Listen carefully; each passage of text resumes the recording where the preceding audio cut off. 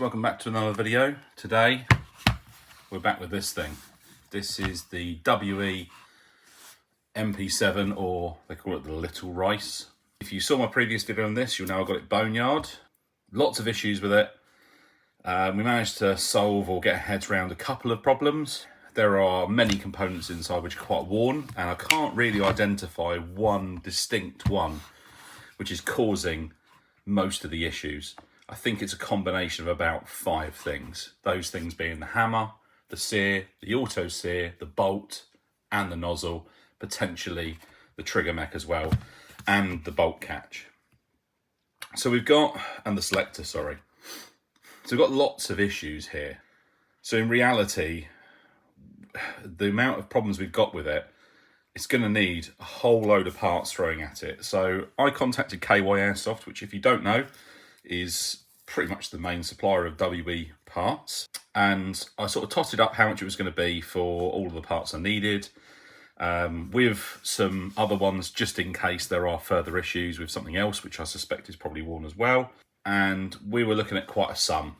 It was going to be probably over £100 for parts. It would normally be probably a throwaway job, but at the end of the day, I'm not like that. So I thought we'd go a different route.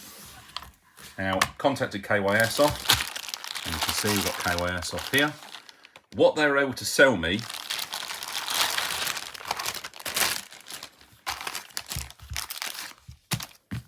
was the complete lower with barrel, hop unit, and all the hammer units and parts inside as well. Literally everything that you would need that does any kind of operation is in here. Things like this little plate here was worn. The trigger bar doesn't have, so I'm kind of hoping that my current trigger bar is okay. But I also got a new bolt carrier. The reason why I got a new bolt carrier is I was missing one of the guides with the screw. The nozzle was chewed up, the side of the bolt was chewed up, and basically all these parts here come to about £45. So £90 or £45. So it made more sense to just go down this route and get a new complete internal part. Because it's all fully assembled, I don't need to take anything apart, I can literally just slap this straight in. Which is basically what we're going to do here today. So, fingers crossed some of the other parts I'm going to be using are going to be okay. I took a bit of a gamble on a couple of them. I have got in here a few other little bits. I've got a new selector switch, and I've got a new bolt release as well. So the other parts, the other end of them are all okay. I also got this, which is from KY Airsoft.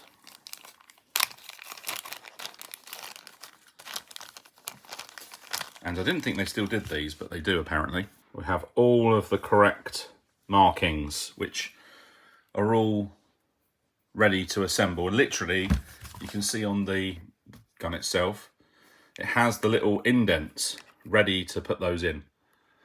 So we've got those. We've got that one there for the H&K markings there. We also have the H&K, hopefully you can see that. H&K proof markings and everything which go. So that just fits in this part here. So yeah, we've got a full complement of parts. We'll fit these in afterwards, but for now, we're going to see if we can get this working. So just like before, pins out, put those into the stock so they all are retained. Now, if you look at our bolt, you'll see what I mean about why I went for with the new one. Our nozzle is damaged anyway, and it's sticking. This part of the back here is very worn. This has been filed and the screws are completely knackered. And also the nozzle guide on the side here is missing, which, okay, the nozzle guide was only a couple of quid. But when you factor in that this bolt was like 20 quid with the nozzle, and I'd need a new nozzle anyway, it just made more sense to get a complete unit. I can literally put off of this straight up, it will go straight into position. Charging handle in, there we go. bolt installed. How easy is that? Now I need to get all the internal parts out, which again, if you remember, I need to take these off, and then it should slide out the back. And that can just come straight out.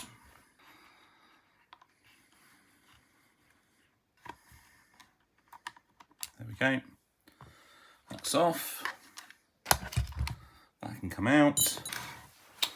Right, so now that's there. Trigger pin through the middle there I need to take out. There we go. And hopefully the trigger can come out. There we go, and that should just push out the back now. There we go. I thought that this was an aftermarket out barrel because it looks like it's made of steel, but it's not. It's definitely a different colour, as you can see, between the two. But yeah, it appears it is just alloy. This is painted. This looks like this is like a blacked look. Now, there's a couple of bits I do need to transfer over. I need to transfer over this part with the associated spring. We can see everything else there appears to be the same. Yeah. The only thing we're missing is the trigger bar and the spring. So I'm just hoping that it's fine. And we don't need this. It isn't damaged or worn. It appears to be okay, but we're only going to find out when we actually install it. Okay, that's all in. But so far everything else appears to be okay. Nothing else obvious that I need to transfer over. It all looks pretty good. Right, I think without further ado, we should probably pop it in. But I'm sure some of you are probably saying, oh, it would have been really nice to see, you know, you actually repair the problems. And I would agree that that was probably going to be the best way to go. But at the end of the day, most people who buy a boneyard, yes, they're probably going to try to fix it, but, you know, if it's more cost effective to just change like the whole assembly, you can get it cheap enough, then pretty much why wouldn't you? There'd be very little point in, you know, not changing it if you could do it really cheaply. I mean, like I say, these parts cost me, you know, delivered about 65 quid. So, you know, 65 quid and it's fixed, rather than going back and forth trying to figure out what the problems are. Bolt release.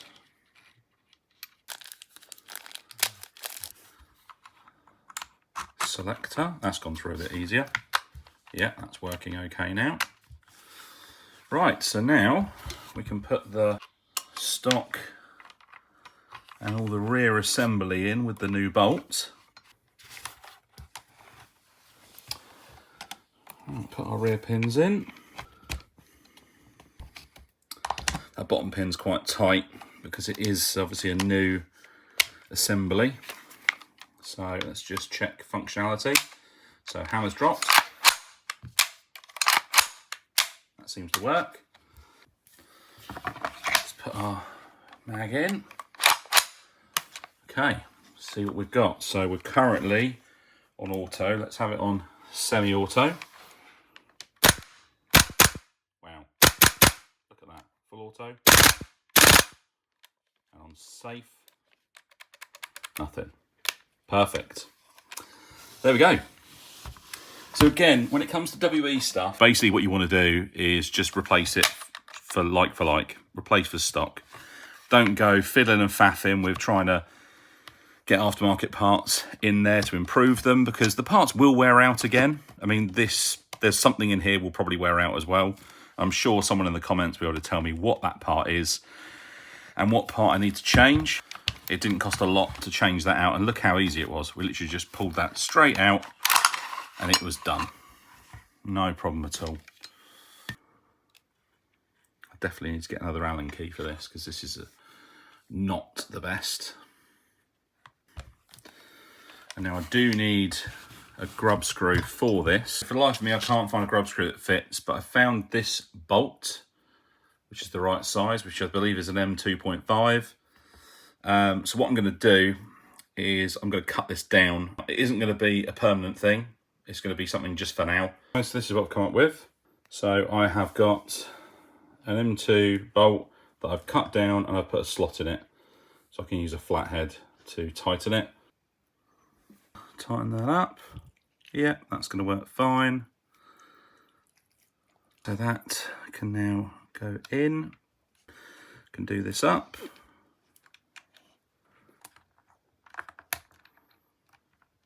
Okay, good, we're in. So only thing we've got left to do is to put the muzzle on. So this actually turned out to be a bit of a problem. When I took the muzzle off, the assembly that I'd been sent with the new barrel, it had obviously been hit in transit and the thread had been sort of burred over. So what I'm going to do here is just completely disassemble and then recut the thread to be able to then screw it on.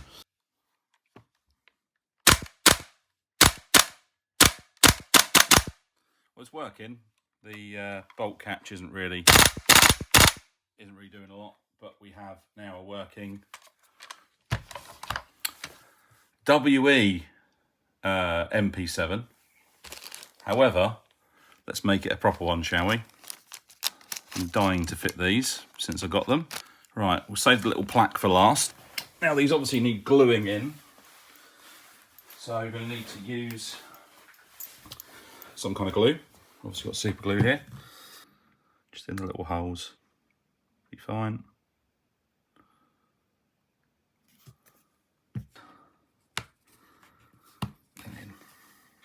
That's that one in. Let's do the other side. Some glue on here then.